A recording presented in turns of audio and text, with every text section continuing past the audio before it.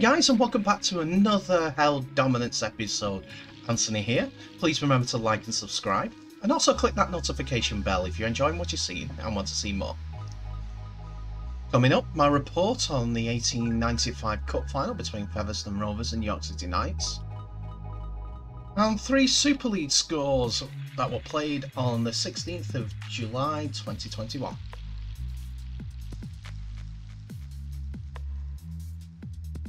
So we'll start off today by looking at the Friday's result between Catalans and Leeds, as it was a game of two halves, to be completely honest, as Leeds raced to a 18-2 lead at the half-time break. Scoring started with Arthur Morgs kicking over a penalty for the Catalan side, and then Leeds went into the half in the ascendancy. Briscoe scored twice on the 13th and 36th minutes. That was Tom Briscoe, as Luke Briscoe was named on the other wing. And Cruz Leeming scored on the 39th minute, just before half time, with all the goals kicked by Luke Gale. But in the second half, there was fresh impetus into the Catalan side, as off the back of great work from San Cassiano through the entire game, they decided to turn on the style. Cassiano himself grabbed himself a try on the 43rd minute with a typical marauding run, powering himself over the line. Arthur Morg scored a great try as well, a kick through by Tompkins, which he chased himself, and he beat the Leeds defender to the ball, going towards the sticks, and before he was tackled, Sam Tompkins, he passed it out, and Arthur Morg burrowed his way across the line with 3 different defenders on top of him, and one of his own players as well, coming over the top, Superman style. Matt Whitley scored in the 53rd minute to put the Catalans ahead, and Tom Davis with the try of the game, with a lot of offloads, 6 again, working it out to the right wing for Tom Davis to dot in the corner.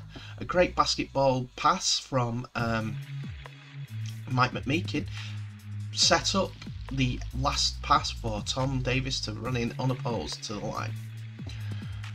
Arthur Morg scored 5 out of 6 attempts at a goal, and Sam Tompkins scored a drop goal, which made the scores 27 points to 18 in the Catalans' favour.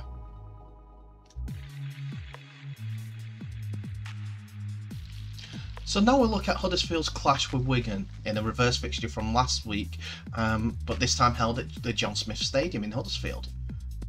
We saw a close-knit game in the first one for predominance of the game, and it showed again in this reverse fixture, as it was the visitors that was first to score, with Mitch Clark getting over the try line on the 32nd minute, scoring his second in 2 games, and Harry Smith duly converted. A penalty on the 48th minute was the first score since the first half, as Wigan was 6-0 in the lead going into half-time, which Smith extended to 8-0 with that penalty on the 48th minute. Then it was Huddersfield's turn. I was watching this on the La Liga app with Leon Price actually commentating, and he, according to Bolton Mets and the conversation that they had with Leon Price himself, he didn't know what to do, as his son Will Price went over for his first try in the Super League, making the scores 4 points to 8 with the kick to come, which Russell duly converted to make it 8-6 to Wigan. Leon Price actually said on the messages that he didn't know what to do, as he was a bit shocked with it all. He's a proud father, don't get him wrong, but he was trying to stay professional during the game. But as I said, Bolton Mets Rugby League actually commented, could have shown a bit more passion for his son's first try, as in a little bit of banter. But yes, we all understand the predicament that Leon Price was in, celebrating the family or doing the professional job with the Our League app, which he has done thoroughly since they have done the rugby league. Anyway, let's get back onto the commentary. Nathan Petru went over on the 74th minute, which Russell converted. This after a Liam Farrell try, and Smith converted that also. And that's how the scores ended for the rest of the game. It was 14 points to 12 to the Wigan Warriors.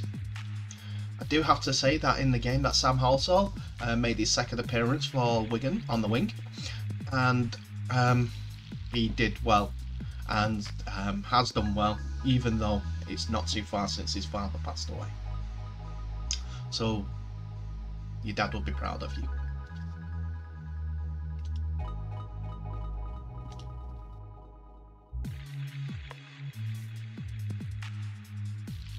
Well, the next game that we're going to look at is Salford's visit to the Halliwell-Jones Stadium, but as hosts in this game, due to the AJ Bell having much needed pitch replacements.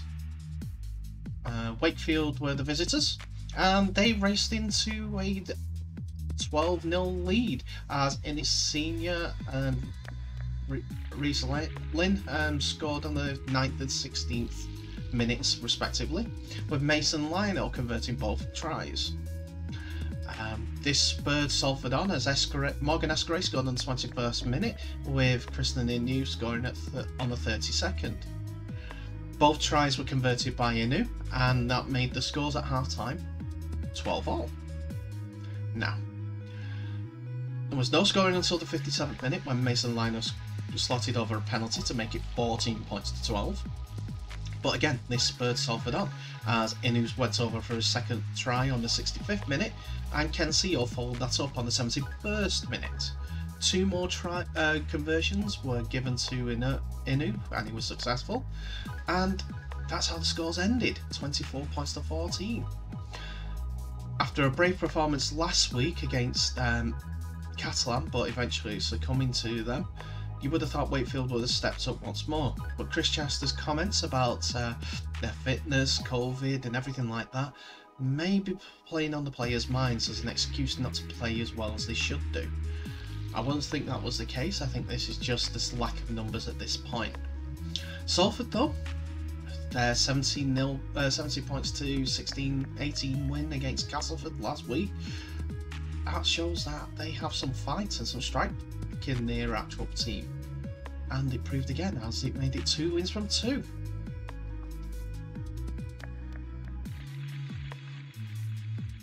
So I'm just going to say wow again for this game, because it was a wow of a game. It is the 1895 Cup final at Wembley with Featherstone Rovers playing York City Knights. And Featherstone Rovers won a cracking game of 13 tries as they hung on to beat fellow championship side York City Knights 41 points to 34 and became the second team to lift the 1895 Cup. The Challenge Cup final curtain raiser, a COVID hit game briefly threatened by postponement not 2 days earlier. The two Yorkshire sides served up a classic. So, it is the 4th Wembley win for Featherstone Rovers, having won the Challenge Cup 3 times, but it was a first triumph at the new Wembley.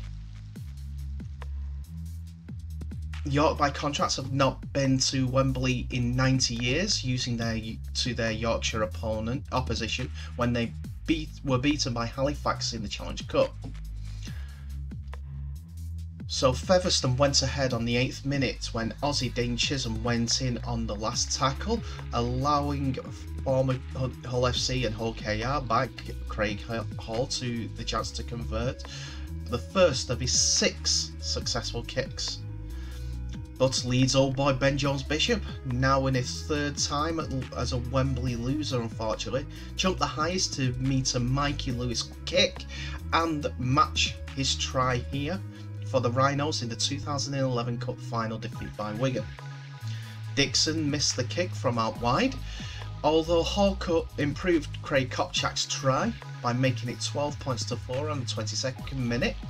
York quickly stayed in touch with a Marcus Stocks converted try.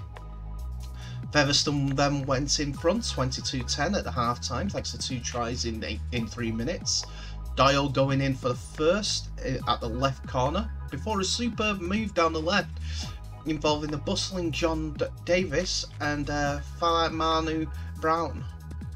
Yet within 7 minutes of the restart, York cashed in on 2 lucky breaks to get level. Chris Binning's try should not have been allowed as TV replays, not being used by the officiating team in this event, clearly showed that he had lost control trying to ground the ball.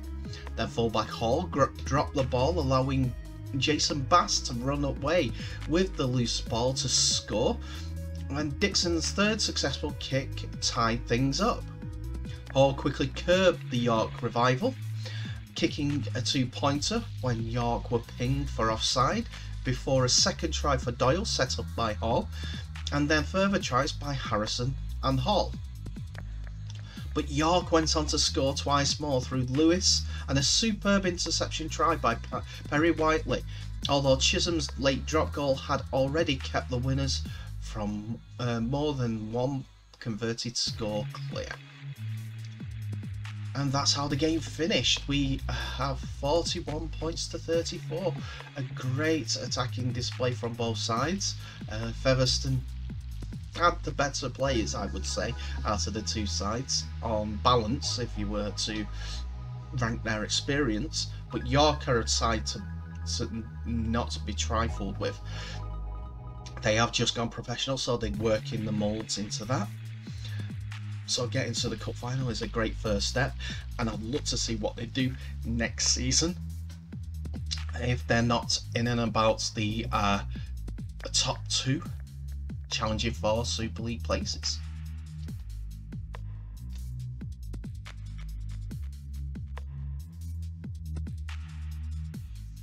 And that's it for another video, ladies and gentlemen. Thank you so much for watching. Please remember to like, subscribe and share this video worldwide. The more people that we get watching it, the more interesting rugby league that we get. It's fantastic sport that we all love. So please share and get the word out there.